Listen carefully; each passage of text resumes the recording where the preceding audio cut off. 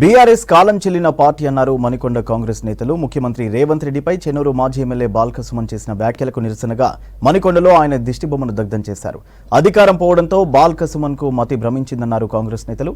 వచ్చే ఎంపీ ఎన్నికల్లో మెజారిటీ స్థానాలు కాంగ్రెస్ దక్కించుకుంటుందని ధీమా వ్యక్తం చేశారు కాంగ్రెస్ నేతలు.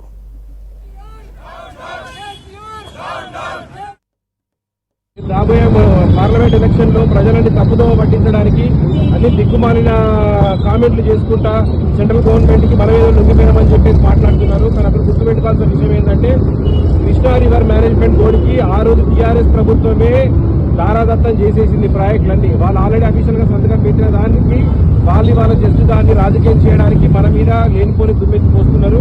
అటువంటి మాట్లాడుకుంటా అదే విధంగా మన బాల్కసుమను తన లెవెల్ మర్చిపోయి వాడు ఆఫ్టర్ ఆల్ ఒక సామాన్య కార్యకర్త, వాడు మర్చిపోయిన లెవెల్ మీద వాడు మర్చిపోయి ఒక సీఎం మీద అనుచిత వ్యాఖ్యలు చేయడానికి కారణం ఎవరు కాదు, వాళ్ళ వెనుకల్లో ధోరణం చూసి అహంకారం చూస్తున్నారు. ఆ అహంకారం ప్రజలు ఆల్రెడీ దింపిర్రు. ఈ ఎంపీ ఎలక్షన్లతో వాళ్ళ పార్టీ భూస్థాపితం కావడం కంపల్సరీ. ఆ భూస్థాపితమయ్యే పార్టీని కాపాడడానికి ఏదో పెట్రోల్ పోసి ఏదో లేపుదామని ట్రై చేస్తున్నారు, కానీ అవన్నీ జరిగే ముచ్చట కాదు.